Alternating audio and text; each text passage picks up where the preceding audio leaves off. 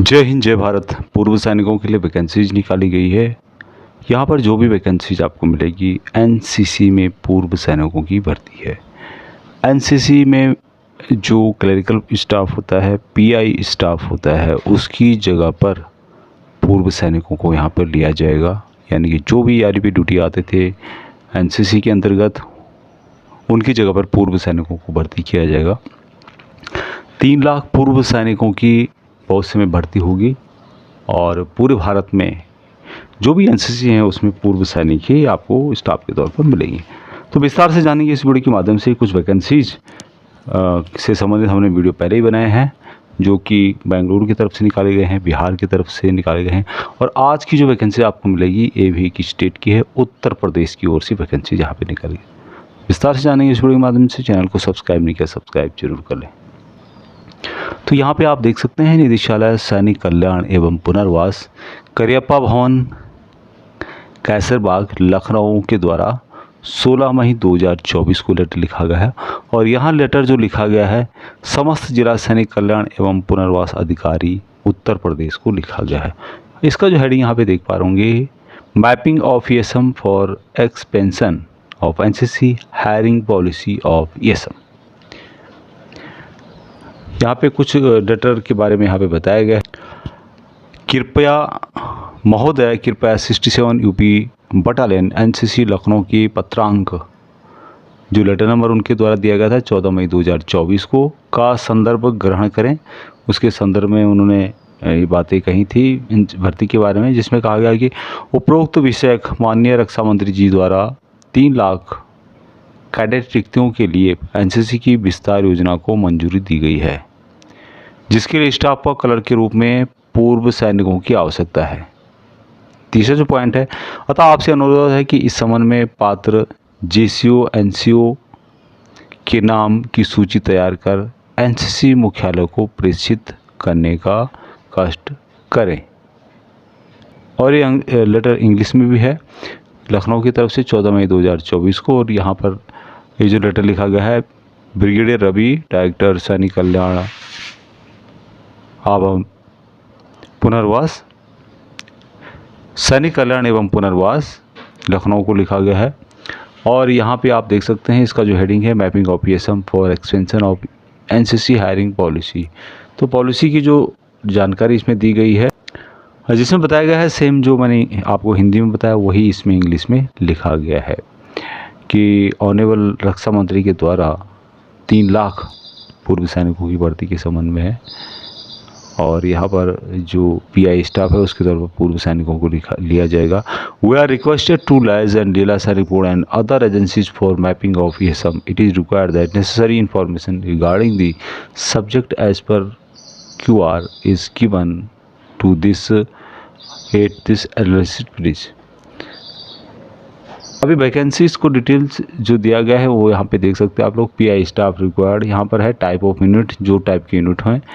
Major unit, बड़े जो unit है 148 है, माइनर यूनिट है 160 हैं, यानी छोटे यूनिट 60 हैं एनसीसी के, बड़े यूनिट 140 हैं। यहाँ पर जिस चीज़ की रिक्वायरमेंट जो पहले थी 3190, और अभी जो एज पर एक्सपेंशन प्लान के अनुसार यहाँ पर 5478 JCNSO की आवश्यकता है। रिक्वायरमेंट ऑफ हायरिंग, तो फिलहाल जो है 2288 यानी 2288 पर ये लोग हायरिंग कर रहे हैं पूर्व सैनिकों को। तो जितने भी पूर्व सैनिक इन वैकेंसीज़ को अप्लाई करना चाहते हैं, जाना चाहते हैं एनसीसी में, यहाँ पर क्या सैलरी दी जाएगी, क्या डिटेल्स, वो मैं आपको आगे बताऊंगा। लेकिन उससे पहले यदि आप इन वैकेंसीज़ को अवेल करना चाहते हैं तो आप अपने जिला सैनिक बोर्ड में, अपने राज्य सैनिक बोर्ड में नाम दे सकते हैं अपनी डिटेल्स के साथ फॉर्म, या फिर वहाँ पर आप बता सकते हैं अपना डिटेल्स वहाँ पर दे सकते हैं। क्योंकि ये वैकेंसी जो फिलअप की जाएगी वो पूर्व सैनिकों से ही की जाएगी, और जो भी जिला सैनिक बोर्ड है, सैनिक बोर्ड से नाम जाएंगे, उन्हीं के आधार पर यहाँ पर उनको फिल किया जाएगा। अभी इसकी क्या क्या शर्तें हैं, क्या इसकी सैलरी है, किस किस शर्तों पे आपको बाहर किया जा सकता है, क्या आपको सैलरी के अलावा क्या क्या मिलेगा, पॉलिसीज़ क्या है, छुट्टियाँ कितनी हैं, और भी अलाउंसेस क्या हैं, तो पूरी जानकारी के लिए इस वीडियो को अंत तक देखिएगा। अब यहाँ पर जो कैटेगरी होगी दो टाइप की होगी, जिसमें कि ईएसएम जेसीओ होंगे इंस्ट्रक्टर, जिसमें कि सूबेदार और नायब सूबेदार को लिया जाएगा। दूसरा होगा ईएसएम एनसीओ इंस्ट्रक्टर, जो कि हवलदार रैंक को यहाँ पर लिया जाएगा। अब इसकी एलिजिबिलिटी क्या क्या रहेगी, सर्विस के बारे में यहाँ पे बताया गया कि should have retired from service in the rank of havildar, यानी कि जो एनसीओ ईएसएम एनसीओ इंस्ट्रक्टर के लिए हवलदार को लिया जाएगा, जबकि जो जेसीओ इंस्ट्रक्टर है उनके लिए यहाँ पर रैंक सूबेदार और नायब सूबेदार दोनों को लिया जा सकता है। दूसरा जो पॉइंट इनके बारे में बताया गया कि ESM from all arms and service of army are eligible subject to meeting requested criteria. तो जो भी यहाँ पर ले जाएंगे उनके लिए जो क्राइटेरिया है उसके अनुसार उनको एलिजिबल जो है यहाँ पर रिक्वायरमेंट होगी।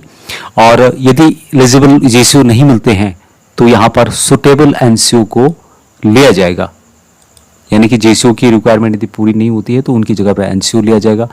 तीसरा जो पॉइंट है ये भी इंपॉर्टेंट है कि personal who have served in cat A cat B training establishment and regiment centres as a instructor, या फिर आईक्यू ग्रेडिंग जिसने भी किया हुआ है, प्रोफेशनल कोर्स जिन्होंने किया है, उनको यहाँ पर प्रेफरेंस दिया जाएगा।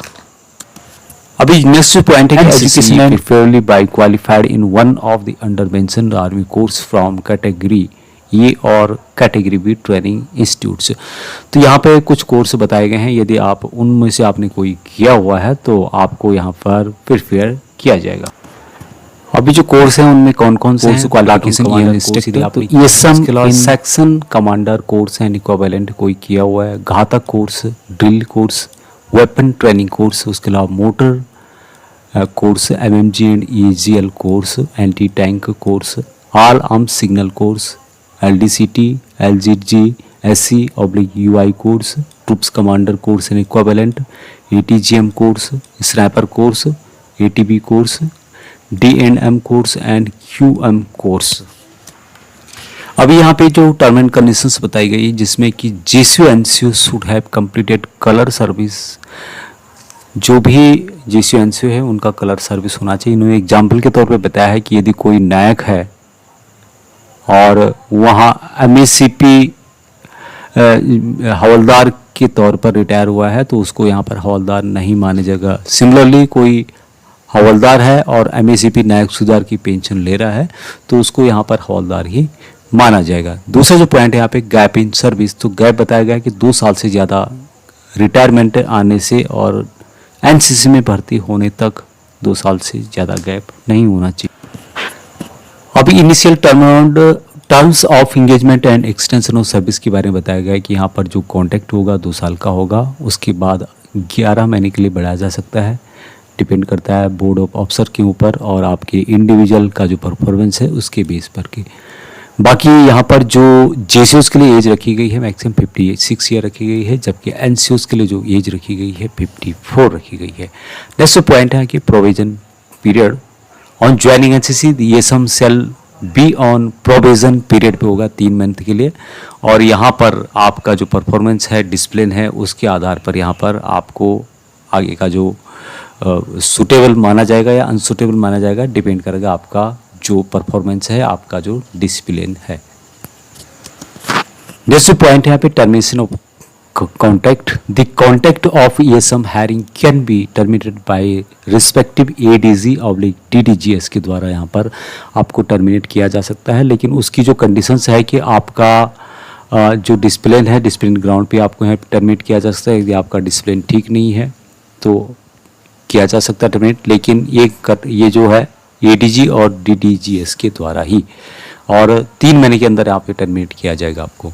डिसिप्लिन के बारे में यहाँ पे बताया गया है कि for hiring in NCC and individual should meet the following discipline QRs, और सबसे पहला है कि should not have more than 1 red ink entry during the former service, यानी पूरी सर्विस में आपका एक रेड एंट्री से ज़्यादा नहीं होना चाहिए। No red ink entry in the last 5 year of former service, जो पिछला सर्विस है आपका उसमें लास्ट 5 ईयर के अंदर कोई भी रेड एंट्री नहीं होनी चाहिए। उसके अलावा जो personal previously awarded punishment for offence act के बारे में यहाँ पे बताया। एक है यहाँ पे मोरल टर्पिट्यूड एंड फाइनेंशियल इरेगुलेटरीज, इसके से संबंधित आपके पास कोई पनिशमेंट नहीं होना चाहिए। नेक्स्ट है कि at the time of discharge from service character जो है एग्जाम्पलरी आपका होना चाहिए। नेक्स्ट जो यहाँ पे पॉइंट है, in addition to have to above personal discharge from service for the following reason are not eligible for hiring in NCC in the subject area, यानी कि आपका जो डिस्चार्ज है वहाँ इन बिंदुओं के कारण नहीं होना चाहिए जो यहाँ पे मेंशन किए गए हैं। तो सबसे पहले यहाँ पे है कि discharge administratively from military service under AR13 ये उसके बारे में यहाँ पे बताया गया है डिटेल्स। AR14 उसके अलावा ये A45 इस कंडीशन के कारण आपकी डिस्चार्ज नहीं होना चाहिए। नेक्स्ट है कि service no longer required except where discharge under surplus to be establishment, कहीं पे आप सरप्लस मान करके आपको डिस्चार्ज भेज दिया होगा तो वो भी यहाँ पे एक्सेप्ट नहीं होगा।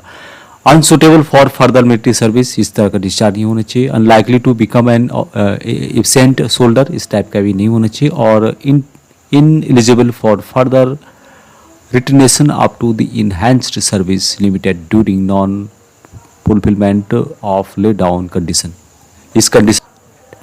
नेक्स्ट पॉइंट है any imprisonment in civil jail और conviction by a civil court post the discharge of the individual from the army will render him ineligible for NCC। तो सिविल जेल से रिलेटेड, कन्वेक्शन से related और civil court से related आपके पास इस तरह का कोई जो है सीन नहीं होना चाहिए। उसके बाद नेक्स्ट पॉइंट है discipline in NCC service if the contacted instructor staff commits any discipline issue his service can be terminated. तो कोई भी आपका इस तरह का डिसिप्लिन से रिलेटेड कोई इश्यू पाया जाता है तो आपको टर्मिनेट यहाँ पर कर दिया जाएगा। नेक्स्ट पॉइंट है प्रोसीजर फॉर डिसिप्लिनरी एक्शन। यदि कोई आपका इस तरह का केस पाया जाता है तो आपको पहले तो यूनिट लेवल पर आपके ऊपर कार्रवाई की जाएगी, और यदि केस मेजर बड़ा इश्यू है यहाँ पे तो संबंधित जो क्रिमिनल पेनल कोड है उसका जो प्रोसीजर है सिविल क्रिमिनल लॉ उससे संबंधित आपके ऊपर कार्रवाई की जाएगी और आपको यहाँ पर कॉन्टेक्ट से बाहर कर दिया जाएगा।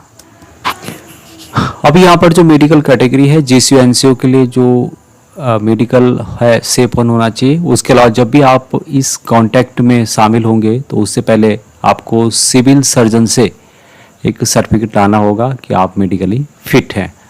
उसके अलावा personal placed in law medical category both temporary and permanent during entire farmer service के दौरान आप लॉ मेडिकल कैटेगरी थे, उसके बाद आप सेपन हो गए हों बिफोर डिस्चार्ज के due to alcohol dependency syndrome के कारण, तो आपको यहाँ पर इनएलिजिबल माना जाएगा, आप अप्लाई नहीं कर सकते।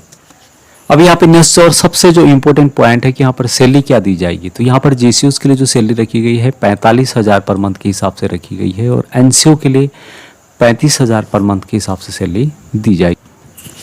तो यहाँ पर जो सैलरी है उसके अलावा यहाँ पर कोई भी अलाउंस यहाँ पर दिया नहीं जाएगा, जिसकी डिटेल्स यहाँ पे बताई गई है। उसके अलावा यहाँ पर एनुअल इंक्रीमेंट 3% दिया जाएगा।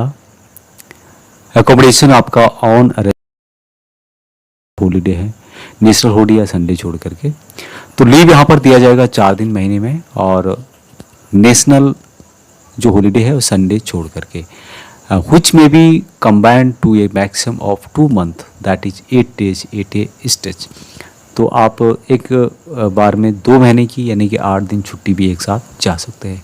मेडिकल फैसिलिटी यहाँ पे कुछ भी नहीं जाएगी, जो कि इंटाइटलमेंट है आपके ईसीएस के थ्रू आपको मिलती है, तो वो यहाँ पर उसी के अनुसार आप अपना ट्रीटमेंट कराना होगा आपको। पेंशन यहाँ पर पॉसिबिलिटी नहीं है। यूनिफॉर्म जो होगा ये सब will be responsible for procuring meant and upkeep of his uniform. खाकी यूनिफॉर्म यहाँ पे होगा, और डिटेल्स ऑर्डर बाद में इशू किए जाएंगे। अभी यहाँ पर और जो मेंशन किया गया है जिसमें कि पोस्टिंग मैनेजमेंट के बारे में बताया गया है कि ESM while applying will give 3 choice, 3 choice यहाँ पे देना होगा आपको, और यहाँ पर वैकेंसी के अनुसार फर्स्ट चॉइस में मिल जाती है आपको, ठीक है, नहीं तो सेकेंड और थर्ड डिपेंड करेगा वैकेंसीज के ऊपर। ट्रेनिंग जो यहाँ पे होगी 14 से 21 दिन की होगी आपको कॉन्ट्रैक्ट साइन करने के बाद, इनरोल होने के बाद। और यहाँ पर हायरिंग प्रोसीजर के बारे में बताया गया है कि the hiring will be destinized and delegated to be carried out at state director level as per laid down quantitative requirement. The board sequence of hiring is enumerated in 60 paras.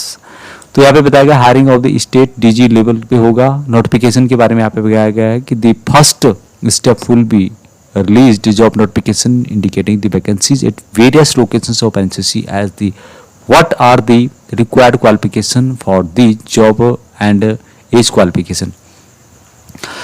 यहाँ पर जो मेन बात बताई गई है कि जब भी इसका नोटिफिकेशन आएगा तो आपको न्यूज़पेपर के माध्यम से इंग्लिश और हिंदी न्यूज़पेपर जो होते हैं, उसके अलावा जो भी एक्सेसमेंट से रिलेटेड जो रेजिमेंटल सेंटर्स हैं, आर्मी वेटनर्स प्लेसमेंट हैं, जैसे कि DIB या फिर AWPO के माध्यम से आपको बताया जाए कि वैकेंसीज निकल गई है. साथ में जो यहाँ पर ऑफिशियल वेबसाइट है स्टेट NCC की, तो उसमें भी आपको चेक करना होगा. और जो NCC की मेन वेबसाइट है DG हेडक्वार्टर की, तो उस पर भी इससे संबंधित वैकेंसीज आपको देखने को मिलेगी. आगे यहाँ पे एप्लीकेशन सबमिशन के बारे में बताएगा कि जब भी ये वैकेंसीज आएगी तो ऑनलाइन के माध्यम से अप्लाई करना होगा. NCC डायरेक्टर वेबसाइट पर यहाँ देखने को मिलेगी. स्क्रीनिंग यहाँ पर किया जाएगा. जितने भी ये सब इसके लिए एलिजिबल रहेंगे, अप्लाई करते हैं, तो बोर्ड ऑफिसर के द्वारा यहाँ पर उनका जो है एजुकेशन, जो मिनिमम एलिजिबिलिटी क्राइटेरिया है, education qualification, limits, age, relevant expense वगैरह यहाँ पर दिया जाएगा. इंटरव्यू जो होगा शॉर्ट लिस्टेड कैंडिडेट का यहाँ पर होगा, जो कि NCC DG के द्वारा किया जाएगा. और डॉक्यूमेंट वेरिफिकेशन होगा यहाँ पे. उसके बाद सिलेक्शन जो होगा after completing all the stage of the recruitment process, the board of officers will select the most suitable candidate को यहाँ पर चुना जाएगा. और रिजर्व लिस्ट भी जारी होगी जो कि 20% की होगी, 20%.